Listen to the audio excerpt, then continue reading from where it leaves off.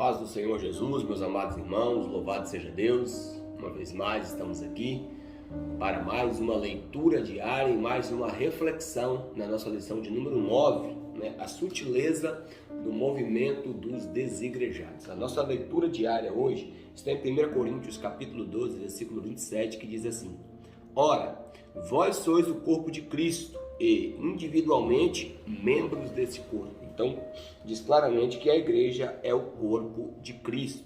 Mais uma vez, para se formar um corpo, os membros têm que estar ajuntados, têm que estar unidos. Membros separados, eles não podem formar um corpo.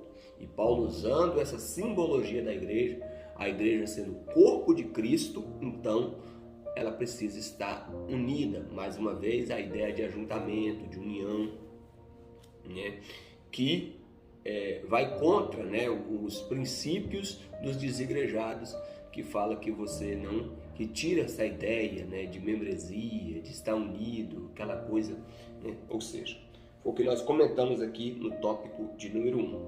Nós vamos agora para o tópico de número 2, que vai falar sobre, o tópico 2 vai falar sobre a natureza da igreja neotestamentária, ou seja, do Novo Testamento. Um organismo. Sobre a natureza da igreja neotestamentária, devemos observar primeiramente que ela é um organismo vivo.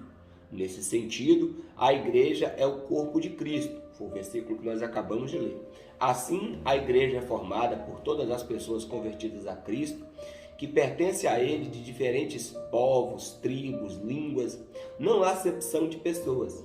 Como um organismo vivo e espiritual, a igreja existe à parte de estatutos, templos ou qualquer estrutura social ou governamental humana.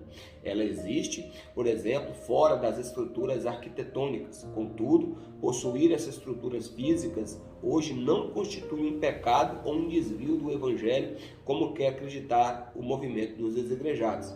A repulsa dos sem igrejas às estruturas arquitetônicas ou por qualquer forma institucional se dá mais por razões de insubmissão do que zelo pelo evangelho. Ou seja, quando nós falamos da igreja como um organismo vivo, vou dar um exemplo para vocês. Aqui mesmo, no nosso trabalho missionário aqui na Instituto Tianjin Missão Até que Todos Saibam. A igreja, por exemplo, no Malawi, onde nós mantemos um trabalho lá, a igreja lá se reúne debaixo de uma árvore, porque ainda não se tem estrutura para se construir um templo. É uma igreja? É um organismo vivo, é isso que ele está querendo dizer aqui. Agora, por exemplo, eu creio em Deus, que Deus nos dará condições de construir um templo para eles lá, porque é bom, porque, por exemplo, em dias chuvosos, por exemplo, os irmãos não tem como reunir debaixo de uma árvore. O que eu estou dizendo é isso. Então, o que o autor quer dizer aqui é que o fato das igrejas construírem templos, e até mesmo templos para acomodação melhor dos irmãos, até mesmo com salas de escola dominical, e outras coisas, não é errado. O movimento dos desigrejados bate contra essas coisas, mas na verdade o autor quer dizer que isso não é zelo pelo evangelho. Isso é mais insubmissão à palavra de Deus e à liderança do que qualquer outra coisa. A igreja também ela é uma organização. Os desigrejados alegam pertencer à igreja puramente orgânica. Contudo, biblicamente não existe organismo sem organização. Ou seja, função sem forma e igreja sem um mínimo de institucionalização. Assim como um corpo humano, que é um organismo vivo, contudo organizado, a igreja também possui organização. A igreja primitiva, por exemplo, tinha um sistema de governo formado por apóstolos, profetas, evangelistas, presbíteros, pastores e mestres, conforme os textos de Efésios 4:11, Atos 6 e Atos capítulo 14, versículo 23. Essa mesma igreja possuía também um código doutrinário, como a gente vê lá em Atos capítulo 2, a partir do versículo 42, que eles perseveravam na doutrina dos apóstolos, nas orações, no partir do pão, na comunhão, E também havia um código disciplinar, Você vê claramente ali que Paulo ele fala para poder disciplinar aquele homem que era um fornicador dentro da igreja, né? E em outros textos também a gente vai ver os apóstolos se referindo à disciplina na igreja. Ninguém vivia isoladamente da maneira que queria, né? Ou seja, o próprio texto de Hebreus 10:25, que é o nosso texto-alvo, diz que não deixamos de estar congregados, como já é costume de alguns, ou seja, naquela época já havia lá nos desigrejados lá, né?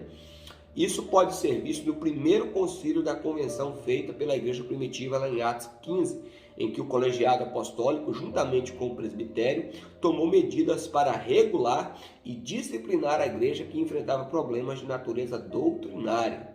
Portanto, querer uma igreja sem liderança, sem regras e sem disciplina, além de ser um mito, chega também às raias da heresia. Então ali o autor aqui cita o concílio ali de Jerusalém, está registrado lá em Atos, capítulo de número 15. Havia uma questão ali de ordem doutrinária, a questão da lei, a questão da graça, a questão, né, dos gentios. E ali os apóstolos, né, Tiago, Pedro, Paulo, que estava ali, Barnabé também, eles trataram com muita sabedoria do alto, né, essa questão dos gentios não ter mais necessidade de guardar os preceitos solenes e cerimoniais da lei, mas que foi instituído ali certas bases doutrinárias, bases disciplinares. Lê lá, depois com mais tempo você lê lá Atos capítulo de número 15, falando sobre esse concílio de Jerusalém. Enfim, meus amados irmãos, a gente viu aqui claramente, né, que a igreja do Novo Testamento ela é tanto um organismo vivo como também uma organização. E não tem nada de errado, muito pelo contrário, é simétrico. Organismo e organização tem tudo a ver uma coisa com a outra. Amém? Que Deus abençoe a sua vida, Deus abençoe a sua família e amanhã retornaremos aí para a meditação no tópico de número 3. Deus abençoe.